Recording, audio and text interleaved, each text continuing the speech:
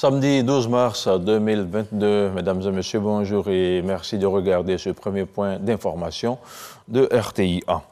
Le dîner de gala de la Fondation Children of Africa s'est tenu dans la soirée de vendredi à Abidjan, mais avant sa tenue, les invités de la Fondation se sont rendus dans la commune d'Abobo. Sur place, ils ont pu visiter le groupe scolaire d'excellence bâti par la Fondation Children of Africa, dont les fonds proviennent du dîner de gala de 2018. Deux écoles primaires qui permettent à des centaines d'enfants d'être scolarisés gratuitement et dans un cadre adéquat. Le reportage de Mahama Traoré. Jour de classe, inoubliable ce vendredi au groupe scolaire d'excellence Children of Africa d'Abobo. Une pléthore de stars et de personnalités de haut rang visitent l'établissement à la grande joie des écoliers.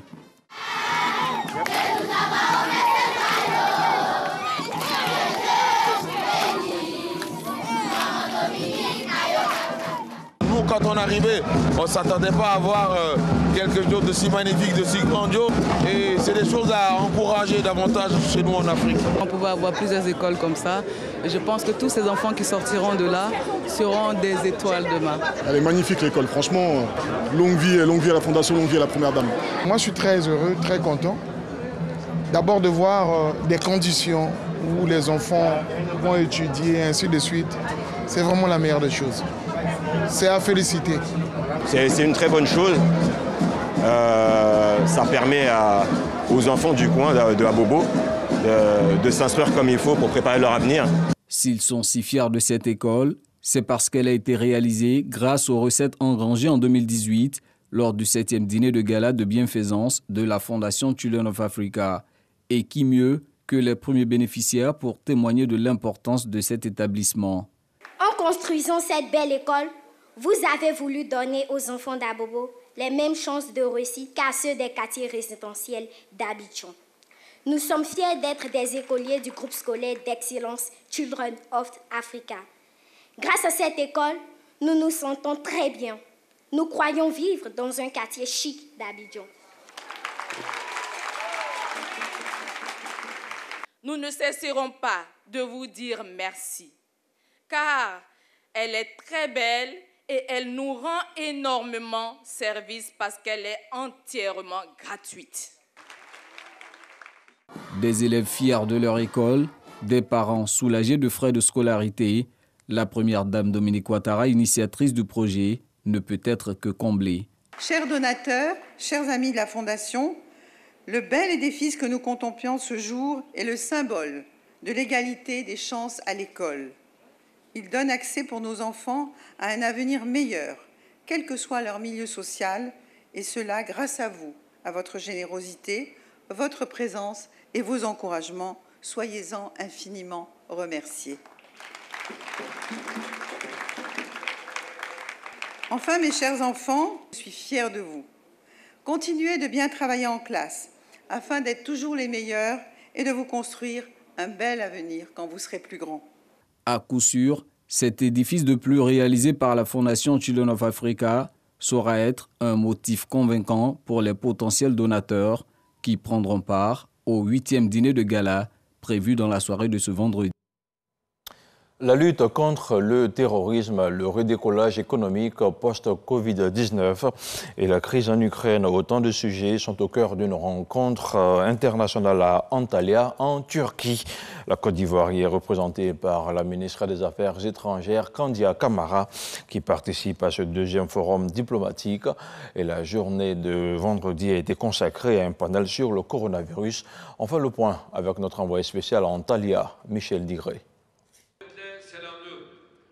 C'est le président turc Recep Tayyip Erdogan qui a ouvert les portes du forum diplomatique d'Antalya. Cette deuxième édition réunit plus de 2000 invités, comprenant des chefs d'État et de gouvernement, des ministres des Affaires étrangères et des représentants de haut niveau des organisations internationales. Au cœur du forum, la paix dans le monde, notamment la crise en Ukraine. Après ce qui se passe aujourd'hui, nous avons une idée encore plus précise du coût de la guerre et du prix aussi à consentir pour aller à la paix parce que nous sommes menacés. C'est l'humanité qui est menacée, ce n'est pas que l'Ukraine, ce n'est même pas que l'Europe, c'est presque toute l'humanité parce que nous sommes en train d'effleurer le risque d'une vraie guerre mondiale. Pour les participants, il faut privilégier la voie diplomatique pour régler ce conflit. La pandémie de la Covid-19 a également focalisé les attentions. Participant à un panel sur le sujet, la ministre Kandia Camara a plaidé pour une accélération de la production des vaccins sur le continent africain. Nous avons besoin d'avoir cette possibilité de produire des vaccins pour toutes nos populations, pour que ces populations soient protégées, pour que ces populations soient en bonne santé, pour que ces populations continuent d'être productives. Parce qu'on parle d'économie, quand on parle d'économie, on parle d'acteurs, on parle de ressources humaines, on parle d'hommes, de femmes et de jeunes pour pouvoir justement dynamiser l'économie. Donc la Côte d'Ivoire est un pays aujourd'hui en progrès, mais pour que ce progrès continue, jusqu'à ce que la Côte d'Ivoire devienne un pays émergent, il est évident que nous mettons l'accent sur le capital humain, que ce capital humain soit en bonne santé, bien formé.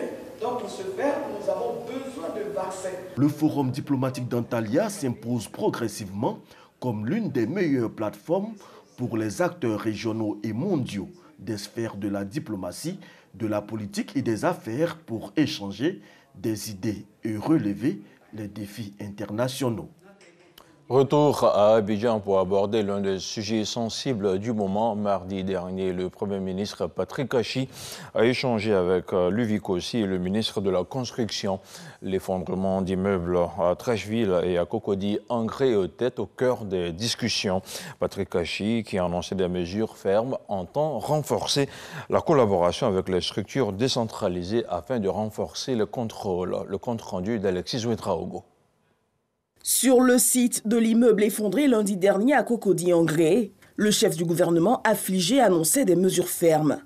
Et les choses ne se sont pas fait attendre. Le lendemain mardi, à la primature avant le conseil de gouvernement, rencontre avec les maires, impliquer tous les maillons de la chaîne. Ce mercredi, au sorti du conseil des ministres, des mesures sont annoncées. Mise en place de la brigade de contrôle mixte incluant les mairies, les districts et la direction de l'assainissement urbain et du drainage.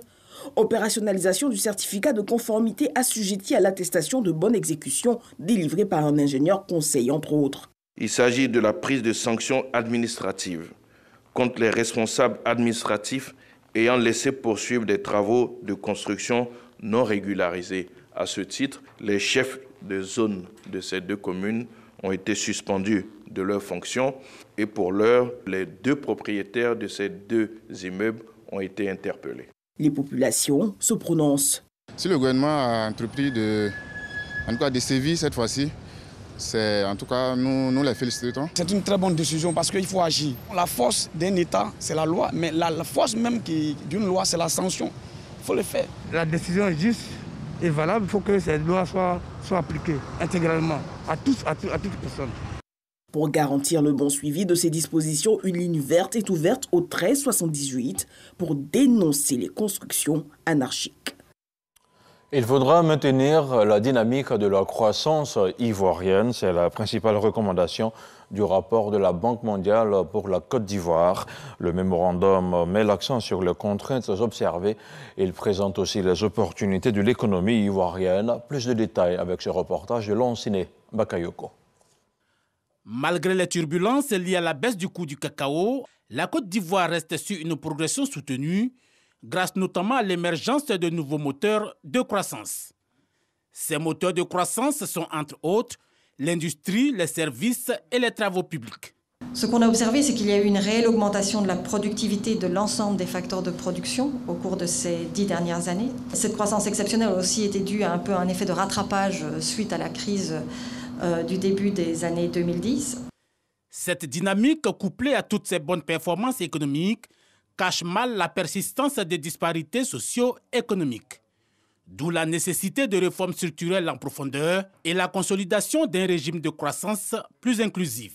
3 secteurs essentiels pour l'amélioration de la productivité et de l'inclusion, à savoir le renforcement de cadres réglementaires et institutionnels de la politique de concurrence ainsi que les politiques sectorielles, la diversification des exportations et la productivité agricole. Sur le levier de l'inclusivité de la croissance, le gouvernement est déjà dans l'action. C'est ce qui justifie les réformes et les mesures de politique mises en œuvre depuis 2012 par le gouvernement en faveur de l'amélioration du climat des affaires et du renforcement du capital humain, de l'amélioration de l'accès au financement des entreprises en général et les PME en particulier, ou encore les grandes réformes envisagées dans le PND 21-25 visant la création et la modernisation des infrastructures industrielles, l'amélioration de la connectivité physique pour plus de fluidité et de mobilité. En ce qui concerne la concurrence, les règles communautaires de l'UEMOA demeurent le repère. Sur la diversification des exportations, il y a urgence, mais les problématiques budgétaires inclinent à observer une certaine prudence. Quant à la productivité agricole, la Côte d'Ivoire prévoit investir davantage dans les technologies, les intrants et la mécanisation. Après la localité de Vavois en 2021, la caravane dénommée la Ronde du Social a marqué un arrêt dans la cité portuaire de San Pedro. Pendant 3 jours, les services du ministère de l'Emploi et de la Protection sociale vont sillonner la localité. Il s'agira pour eux de sensibiliser la population à adhérer aux différents produits proposés par le ministère afin de bénéficier d'un mieux-être avant et après la retraite. Sinon, à San Pedro, la correspondance de Sam Conan. Célébration de la sécurité et du bien-être social. Le ministère de l'Emploi et de la Protection sociale, proche des populations. Une caravane dénommée la Ronde du Social, initiée l'année dernière, séjourne depuis hier à San Pedro. Et le ministre Adama Kamara est venu les bras chargés. Plusieurs cadeaux en vivres et non-vivres ont été remis à des personnes du 3e âge et aux retraités invalides. À travers cette ronde du social, l'objectif est clair. La vision de son Excellence, Monsieur le Président de la République, Alassane Ouattara, est de bâtir une Côte d'Ivoire moderne et solidaire, où chaque Ivoirien, quelles que soient ses conditions sociales, devient un acteur épanoui du développement. Et cet épanouissement passe notamment par l'accès de tous à des instruments de protection sociale adéquats. Après les fonctionnaires et agents de l'État et les travailleurs du privé, le gouvernement a pensé aux travailleurs indépendants. Il a mis en place un régime social pour les travailleurs indépendants, appelé RSTI, qui comporte à la fois le régime de base et le régime complémentaire. Plusieurs personnes et entreprises ont reçu des distinctions. Après la cérémonie de lancement, des campagnes de sensibilisation sur la couverture maladie universelle, le régime spécial du travailleur indépendant et la complémentaire vont avoir lieu au port autonome, dans des entreprises et lieux de prière. On regarde maintenant le point de la situation de la COVID-19 avec le ministère de la Santé, de l'Hygiène publique et de la couverture maladie universelle qui a enregistré vendredi 11 mars 6 nouveaux cas de COVID-19, 48 guéris et 0 décès. À la date du 11 mars, la Côte d'Ivoire compte donc 81 583 cas confirmés, dont 80 671 personnes guéries, 795 décès et 108 cas actifs. Le ministre de la Santé, de l'Hygiène publique et de la couverture maladie universelle invite toutes les personnes de plus de 18 ans à se faire vacciner dans les centres dédiés. Il rappelle que le vaccin contre le coronavirus est gratuit et volontaire. 2 localités du département de Gagnoa viennent de bénéficier d'une ambulance médicalisée et d'un lot de matériel biomédical. C'est un don du conseil régional de la localité. Le compte-rendu de Mahama Traoré. Une ambulance médicalisée, toute neuve, remise au centre de santé rural du village de Dougrou-Palegnoa par le conseil régional du Gor. À cela s'ajoute du matériel médical composé entre autres de tables d'accouchement et de pèse-bébé. Autrefois, pour une femme qui a un travail, il faut aller demander des motos. Une moto pour l'accompagner, c'est une inquiétude, non seulement pour les parents, mais c'est un calvaire même pour la femme. Donc aujourd'hui, avec l'ambulance, je me dis que le rêve s'est réalisé et nos inquiétudes, nos angoisses sont aujourd'hui derrière nous.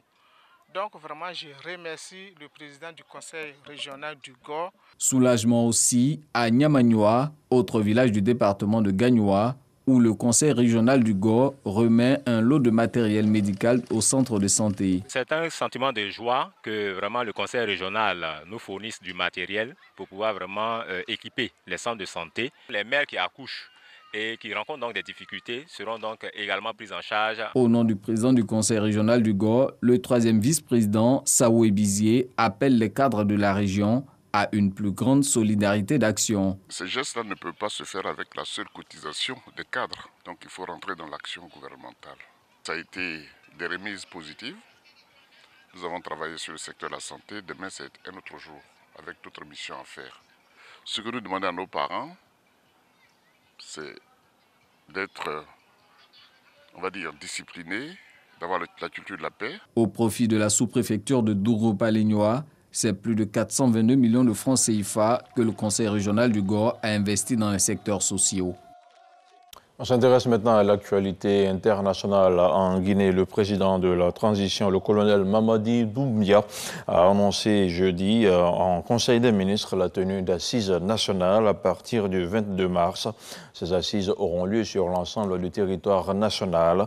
Le programme détaillé et la durée de ces assises ne sont pas encore connus. En revanche, le Premier ministre, le ministre de l'administration du territoire et le ministère des Affaires étrangères sont chargés de préparer ces assises. Mais du côté des formations politiques et de la société civile, on est pour le moment dubitatif concernant ces assises. Et puis l'ancien président zambien Rupia Banda est décédé hier vendredi à l'âge de 85 ans après une longue bataille contre un cancer du côlon, a annoncé sa famille. Il avait exercé ses fonctions à la tête de la Zambie pendant 3 ans à partir de 2008, un court mandat marqué par une croissance économique et des accusations de corruption.